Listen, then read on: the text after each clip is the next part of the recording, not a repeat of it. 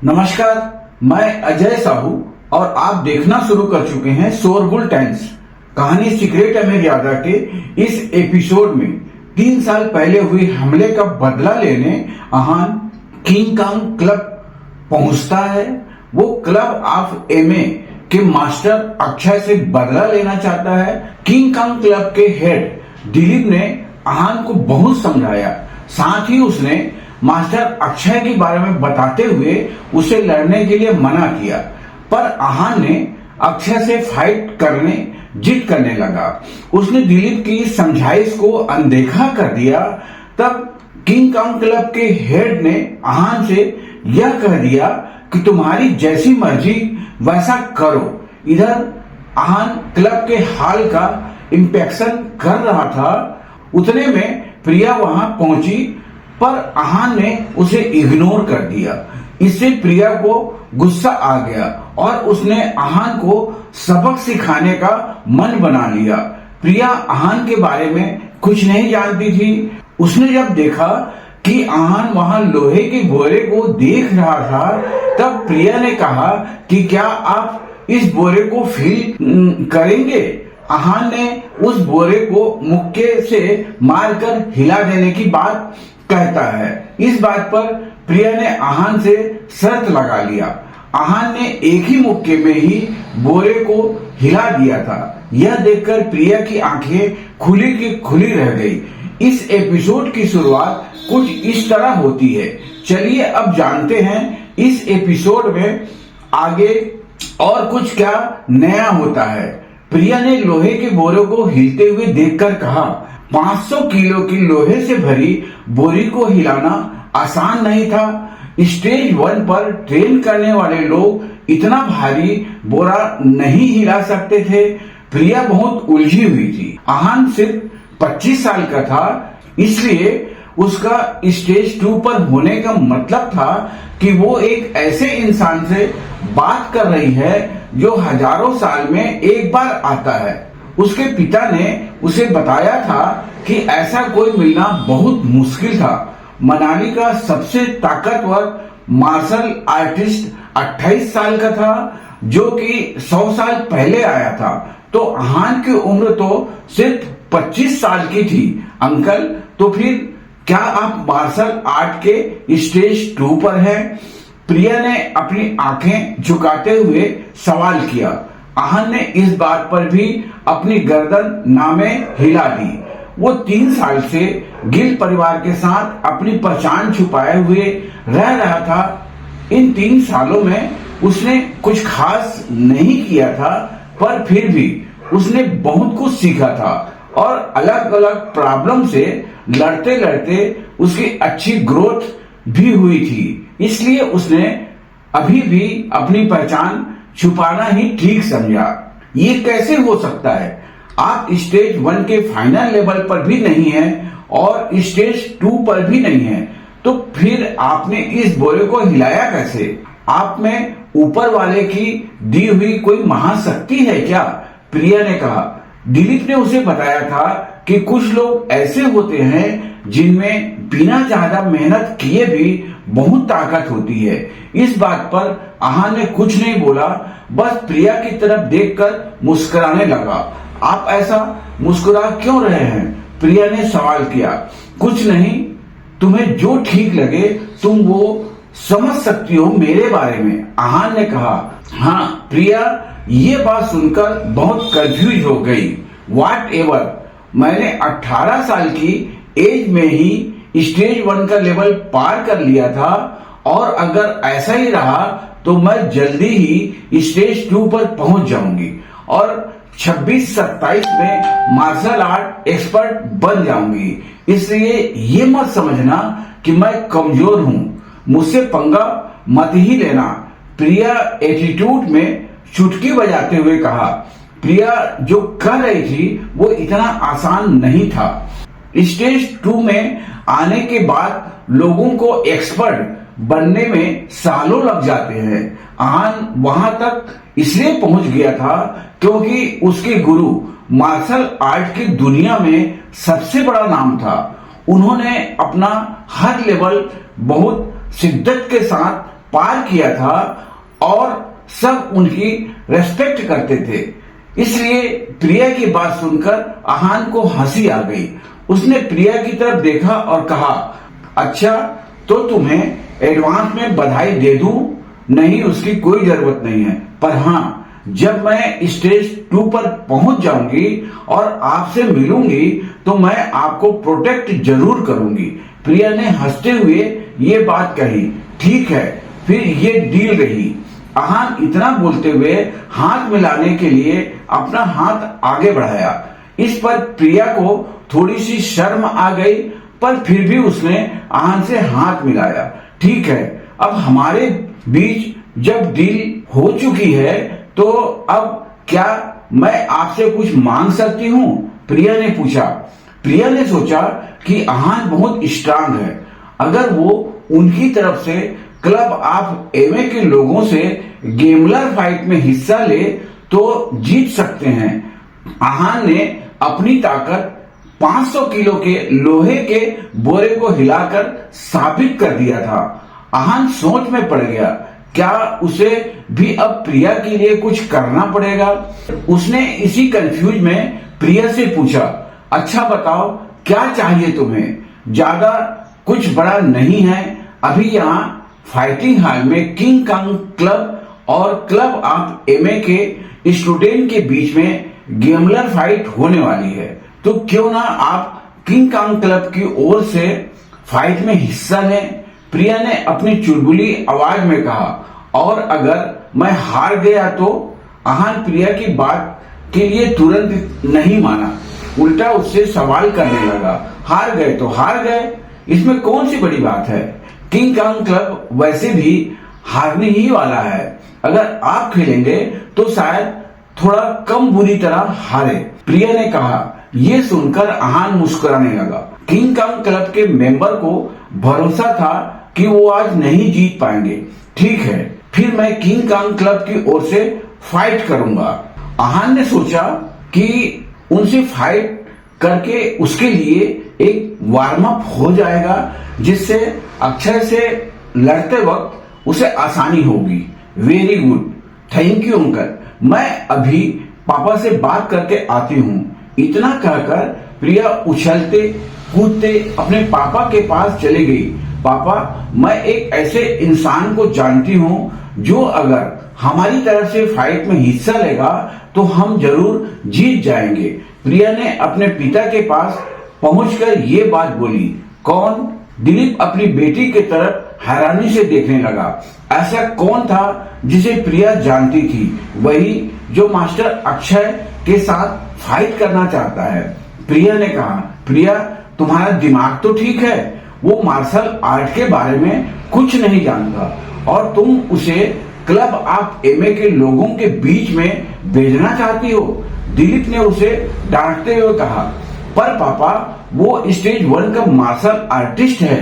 प्रिया ने कुछ कहना चाहा, पर दिलीप ने उसकी बात नहीं सुनी और उससे कहा, बस प्रिया, नो मोर आर्गुमेंट। यंग सिस्टर, मुझे लगता है कि वो आपको बेवकूफ बना रहा है। मैं मनाली के लगभग सारे स्टेज 1 के मार्शल आर्टिस्ट के बारे में जानता हूँ, पर मैंने इसे कभी नहीं देखा। वो सिर्फ आपको इम्प्रेस करने के लिए कोशिश कर रहा है। किंग कांग क्लब के सबसे सीनियर स्टूडेंट ने कहा। उसे लग रहा था कि आहान को प्रिया पसंद थी और वो उसे अपने चार्म से इम्प्रेस करना चाह रहा था। बस बहुत हुआ।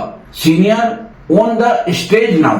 दिलीप ने अपना फाइनल डिसीजन ले लिया था, जो प्रिया को मानना ही था, और तुम उस लड़के पर नजर रखना, वो कोई प्रॉब्लम क्रिएट ना करे। दिलीप ने अपने स्टूडेंट से कहा और वहां से चला गया।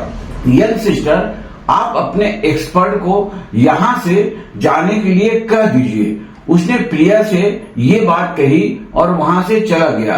कुछ ही देर में फाइटिंग हॉल में क्लब ऑफ एमए के स्टूडेंट और उनके मास्टर अक्षय आए। दिलीप उनका वेलकम करने के लिए गए। अक्षय ने एक काले रंग का रोब पहना था और उनके पीछे उनके सारे स्टूडेंट रेस्पेक्टली खड़े थे। वेलकम मास्टर अक्षय, कांग्रेचुलेशन, आपने मार्शल आर्ट के स्टेज 2 पे एंटर कर लिया है। मार्शल आर्ट की दुनिया में एक और जीनियस दिलीप ने बहुत इज्जत से उनका स्वागत किया। मास्टर दिलीप, आप बहुत हम्बल हो रहे हैं। मैं तो बस एक साधारण सा फाइटर हूँ। अक्षय की आवाज में पोलाइटनेस थी, पर उनके चेहरे और आंखों में थोड़ा सा घमंड था। अब आप हम्बल हो रहे हैं। आप इस इज्जत और इस पोजीशन के हकदार हैं। मास्टर अक्षय, कैंटीन में खाना रेडी है, पहले चलकर कुछ खा लेते हैं, दिलीप ने मुस्कुराते हुए कहा। मास्टर दिलीप, खाने की क्या जल्दी है, हमारा सारा ध्यान फाइट की तरफ होना चाहिए, अक्षय ने कहा। मास्टर अक्षय, खाना भी तो जरूरी है, खाने से एनर्जी मिलती है और खाना तैयार ही है, हमें इंतजार नहीं करना पड़ेगा, दिलीप ने रिक्वेस्ट करते हुए कहा। आपके स्टूडेंट को हम बिना खाए भी हरा देंगे मास्टर दिलीप। इस बार ये बात क्लब ऑफ एमए के स्टूडेंट ने बोली थी। ये बात सुनकर दिलीप के चेहरे की मुस्कान फीकी पड़ गई और किंग कांग क्लब के स्टूडेंट को ये सुनकर गुस्सा आ गया। भले ही वो बहुत स्ट्रांग थे, पर क्लब ऑफ एमए के लोगों को हक नहीं था उनकी ऐसी इंसल्ट करने का। मास्टर दिलीप, पहले हम फाइट ही कर लेते हैं, ज्यादा वक्त नहीं लगेगा, बस 10-15 मिनट ही तो लगेंगे, इसके बाद हम आराम से जाकर खाना खा लेंगे। इस बार ये बात दूसरे स्टूडेंट ने बोली थी। ये सुनकर अक्षय कुछ रिएक्ट तो नहीं किया, पर मन ही मन में अपने स्टूडेंट के एटीट्यूड को देखकर बहुत खुश था। अक्षय स्टेज 2 पर था और दिलीप अभी भी स्टेज 1 के फाइनल लेवल पर था, इसलिए उसे लग रहा था कि वो दिलीप से ऊंचे पद पर है। क्लब ऑफ एमए के स्टूडेंट की ऐसी बात सुनकर दिलीप को गुस्सा भी आया और उससे बुरा भी लग रहा था, पर वो इतने लोगों के बीच में अपना गुस्सा जाहिर नहीं कर सकता था। ये सारी बातें होने के बाद दोनों ग्रुप फाइटिंग हॉल में पहुंच गए। वहां दिलीप की नजर प्रिया और आहान पर पड़ी। ये अभी तक यहां से गया नहीं। दिलीप ने अपने स्टूडेंट से पूछा, सर, मैंने इन्हें जाने के लिए कहा था, पता नहीं क्यों नहीं गए, मैं अभी फिर से बोलकर आता हूं। उसने अपने गुरु से कहा, ऐसा करो, रहने दो, इसे देखने दो कि क्लब ऑफ एमए के स्टूडेंट कैसे फाइट करते हैं, फिर शायद ये अक्षय से लड़ने की जिद ना करे। दिलीप आहन की असलियत नहीं जानता था, इसलिए हर हाल में उसे बचाना चाहता था। Okay master. इस स्टूडेंट ने दिलीप की बात को बिना कुछ कहे मान लिया। अंकल, फाइट शुरू होने वाली है, चलो चलते हैं। प्रिया ने आहान का हाथ पकड़ा और उसे स्टेज की तरफ ले गई। Fighting ring normal boxing ring से बड़ा था, उसे स्टील से बहुत मजबूत बनाया गया था। स्टेज के नीचे बहुत सारी कुर्सियां रखी हुई थी, उन पर कोई नहीं बैठा था। अक्षय और दिलीप आगे खड़े थे और बाकी अपने अपने गुरु के पीछे खड़े थे। दिलीप और अक्षय आपस में बात कर रहे थे और उनके स्टूडेंट अपना सीक्वेंस डिसाइड कर रहे थे। गेम के रूल बहुत सिंपल थे। 5 फाइटर हर टीम से खेलेंगे और जिनके 5 फाइटर पहले हार गए वो ये मैच हार जाएंगे। अब क्योंकि ये गेमलर फाइट है तो कुछ तो दांव पर लगाने ही वाला था। हर साल की तरह इस साल भी जिसकी शर्त लगने वाली थी वो थे मार्शल आर्ट में एडमिशन और जगह। जो भी टीम जीतेगी उसे ज्यादा एडमिशन और प्रैक्टिस के लिए ज्यादा स्पेस मिलने वाला था। गेमलर फाइट के ये रूल सब जानते थे। तभी दोनों क्लब के सबसे पुराने स्टूडेंट अपने अपने गुरु के पास कॉन्टेक्ट पेपर लेके आए। मास्टर दिलीप, हम हर साल एक दूसरे से लड़ते हैं और हमेशा एक दूसरे के अगेंस्ट जीतते हैं। जो जगह आज मेरी होगी वो अगले साल आपकी हो जाएगी, अक्षय ने हंसते हुए कहा। मास्टर अक्षय, फिर आप क्या चाहते हैं, शर्त कुछ और लगाई जाए। दिलीप भी बहुत स्मार्ट था, वो अक्षय की ऐसी बातों को अच्छे से समझता था। मास्टर दिलीप, आपकी बेटी की अभी सगाई नहीं हुई है ना? अक्षय ने पूछा। ये क्या पूछ रहे हो आप? दिलीप ने सोचा कहीं ये प्रिया पर सर तो नहीं लगाना चाहता है, पर फिर भी उसने जवाब दिया, नहीं, मेरी बेटी प्रिया की सगाई नहीं हुई है। अक्षय से झूठ बोलना पॉसिबल नहीं था। आप मेरे बेटे से तो मिले हैं ना? अक्षय ने पूछा। अक्षय का बेटा मार्शल आर्ट में नहीं था, पर बहुत टैलेंट था। उसका बिजनेस आजकल बहुत तरक्की कर रहा था। आप कहना क्या चाहते हैं? दिलीप ने पूछा। हालांकि वो अक्षय का इशारा समझ गया था। ब्रदर दिलीप, कितना अच्छा होगा अगर हम रिश्तेदार बन जाएं। अक्षय प्रिया के टैलेंट को जानता था। उसके लिए लड़का और लड़की समान थे।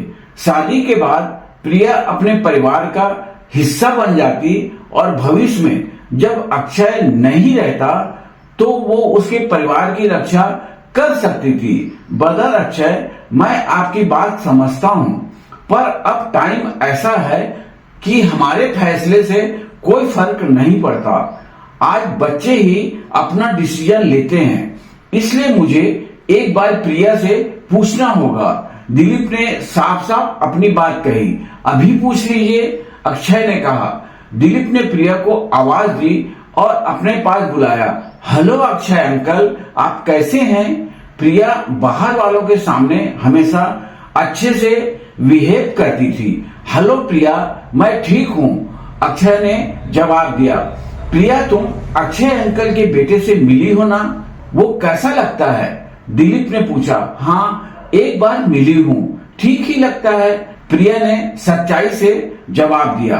बेटा, अक्षय अंकल का बेटा बहुत अच्छा है, उसका बिजनेस का वर्ल्ड में बहुत नाम है। दिलीप ने उसे समझाते हुए कहा। पापा, क्या आप मेरी उससे शादी करवाना चाहते हैं? प्रिया अपने पिता की बातों को अच्छे से समझ गई थी कि उनके मन में क्या चल रहा है। बेटी, तुम्हारी शादी की उम्र तो हो ही गई है, दिलीप ने कहा। नहीं पापा, अभी मैं छोटी हूँ, और वैसे भी अक्षय अंकल का बेटा मेरे टाइप का नहीं है, प्रिया ने कहा। प्रिया, बिहेव, अक्षय का बेटा बहुत अच्छा है, तुम्हें ऐसा लड़का नहीं मिलेगा, दिलीप ने कहा। पापा, प्रिया ने कहा। अच्छा ठीक है, अगर तुम्हें शादी नहीं करनी है तो अपने भाइयों से कहो कि अच्छे से लड़ाई करे और जीते, वरना मैं कुछ नहीं कर पाऊंगा, दिलीप ने कहा। फाइन, मैं उन अंकल से रिक्वेस्ट करूंगी तो वो मेरे लिए फाइट करेंगे, प्रिया ने आहान की तरफ इशारा करते हुए कहा। क्या आहान प्रिया के लिए फाइट करने के लिए मान जाएगा? क्या प्रिया इस शादी से बच पाएगी? बस इसी के साथ कहानी सीक्रेट अमीरजादा का यह एपिसोड भी समाप्त होता है। इस एपिसोड को आगे बढ़ाते हुए कल फिर मुलाकात होगी। आज के लिए बस इतना ही। अब कल तक के लिए हमें इजाजत दीजिए। नमस्कार, धन्यवाद।